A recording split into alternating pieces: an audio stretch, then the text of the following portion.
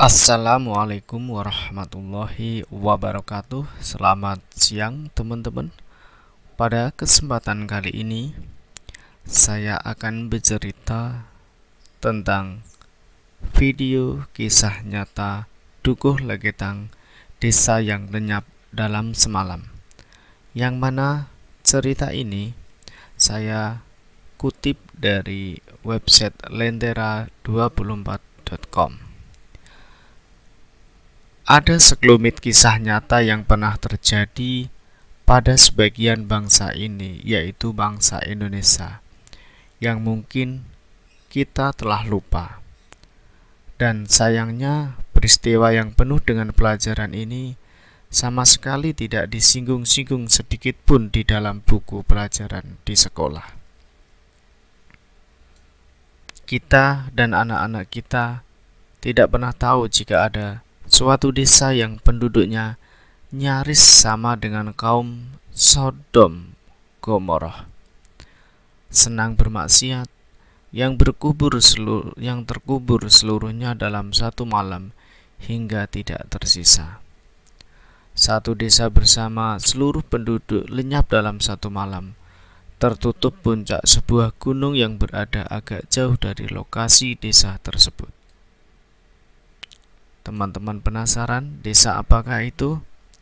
Inilah kisah tentang Dukuh Legetang yang masuk dalam wilayah Kabupaten Banjarnegara, Provinsi Jawa Tengah, yang mana kejadiannya ini sekitar tahun 1955.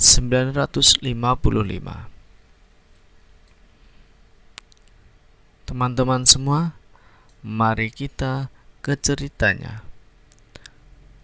Pada saat itu, Dukuh Legetang yang terletak di Desa Pekasiran, Kecamatan Batur, Banjarnegara, merupakan sebuah dukuh yang sangat makmur. Berbagai kesuksesan di bidang pertanian menghiasi warga Dukuh Legetang tersebut. Penduduknya rata-rata cukup makmur dan kaya raya, dan kebanyakan mata pencariannya mereka adalah petani. Tetapi di sana dikaruniai tanah yang subur hingga para petani di sana sukses. Mereka bertani sayur-sayuran, kentang, wortel, kopis, dan sebagainya. Berbagai kesuksesan duniawi yang berhubungan dengan pertanian menghiasi Dukuh Legetang. Misalnya, apabila di daerah lain tidak ada panen, tetapi mereka panen berlimpah. Jika di desa lain menanam tumbuhan yang sangat subur, di tanah Legetang lebih subur lagi. Namun bukannya mereka bersyukur dengan segala kenikmatan ini, mereka malah banyak melakukan kemaksiatan. Barangkali ini yang dinamakan istidraj, atau disesatkan Allah dengan cara diberi rezeki yang banyak, namun orang tersebut akhirnya makin tenggelam dalam kesesatan. Selanjutnya teman-teman, masyarakat Dukuh Legetang umumnya ahli maksiat. Perjudian di dukuh ini merajalela, begitu pula minum-minuman keras. Tiap malam mereka mengadakan pentas lengger, sebuah kesenian tradisional yang dibawakan oleh para penari perempuan yang sering berujung kepada perzinaan. Ada juga anak-anak yang malah melakukan kemaksiatan bersama ibunya sendiri. Beragam kemaksiatan lain sudah sedemikian parah di dukuh ini. Dikisahkan pada suatu malam 17 April 1955, turunlah hujan yang amat lebat di dukuh itu. Tapi masyarakat Dukuh Legetang masih saja tenggelam dalam kemaksiatan. Barulah pada tengah malam hujan reda, namun tiba-tiba terdengar suara keras seperti sebuah bom besar yang dijatuhkan di Dukuh Leketang. Suara benda itu amat jauh dan jatuh. Suara itu terdengar sampai ke desa-desa tetangganya. Namun malam itu tidak ada satupun yang berani keluar, karena selain suasana teramat gelap, jalanan pun sangat licin karena hujan reda, karena hujan yang sangat lebat.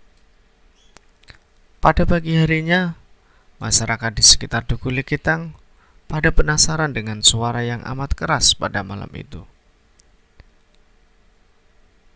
Semua warga memeriksa bunyi apakah itu yang terdengar, yang sangat memekakkan telinga. Mereka sangat terkejut ketika di kejauhan terlihat puncak gunung Pengamun-amun sudah terbelah atau rompal. Dan mereka lebih terkejut lagi ketika melihat Dukuh Leketang sudah tertimbun tanah dari belahan puncak gunung tersebut. Dukuh Leketang yang awalnya merupakan terletak di sebuah lembah, kini tertimbun berubah menjadi sebuah bukit dan mengubur seluruh rumah yang ada di Dukuh Leketang beserta warganya mati dan membuat gigirlah kawasan Dieng. Salah seorang saksi tragedi Leketang, beliau Bapak Suhuri, warga Pekasiran RT 3 RW 4 yang kini berusia 72 tahun, mengisahkan musibah terjadi pada malam hari pukul 11. Saya dan beberapa teman malam itu tidur di masjid. Tiba-tiba baru dengar kabar gunung Pengamun-amun longsor jam 3 pagi. Suhuri mengaku lemas seketika begitu mendengar kabar tersebut, karena kakak kandungnya Ahmad Ahyar bersama istri dan 6 anaknya tinggal di dusun Leketang. Namun Suhuri maupun keluarganya dan warga lain tak berani langsung ke dusun yang berjarak sekitar 800 meter dari pusat desa Pekasiran, karena beredar kabar tanah dari lereng Gunung Pengamun masih terus bergerak. Lenyapnya desa Leketang dan penghuninya juga menyimpan misteri, karena Suhuri dan beberapa warga desa Pekasiran lain seusianya yang kini masih hidup mengatakan, antara kaki gunung sampai perbatasan kawasan pemukiman di dusun itu sama sekali tidak tertimbun, padahal jaraknya beberapa ratus meter. Longsoran tanah itu seperti terbang dari lereng gunung dan jatuh tepat di pemukiman. Yang sangat aneh. Namun, sebenarnya gejala lereng gunung akan longsor sudah diketahui 70 hari sebelum kejadian. Para pencari rumput, pakan ternak, dan kayu bakar untuk mengasap tembakan rajang memasak melihat ada retakan memanjang dan cukup dalam di tempat itu. Tapi tanda-tanda itu tak membuat orang waspada. Meski sering jadi bahan obrolan di Leketang, orang baru menghubung-hubungkan soal retakan di gunung itu setelah Leketang lenyap.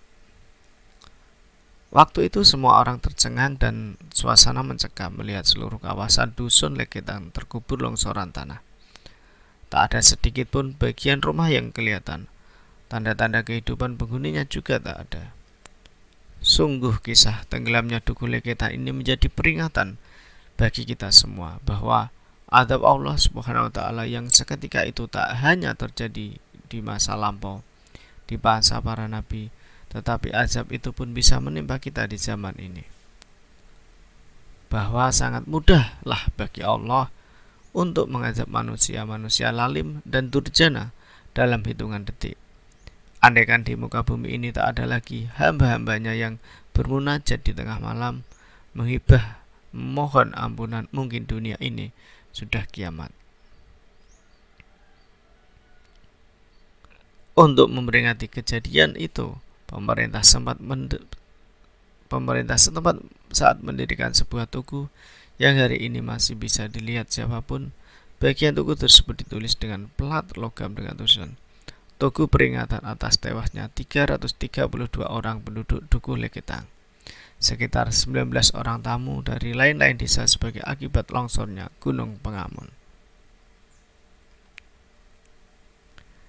Kisah nyata ini diceritakan oleh Bapak Thoyib, umur 71, oleh salah satu saksi hidup. Dan sekali lagi, cerita ini dikutip dari website lentera24.com. Oke, demikianlah cerita yang bisa ambil hikmah pelajaran bahwa semua perbuatan kita akan mendapatkan pertanggungjawaban. Oke, assalamualaikum.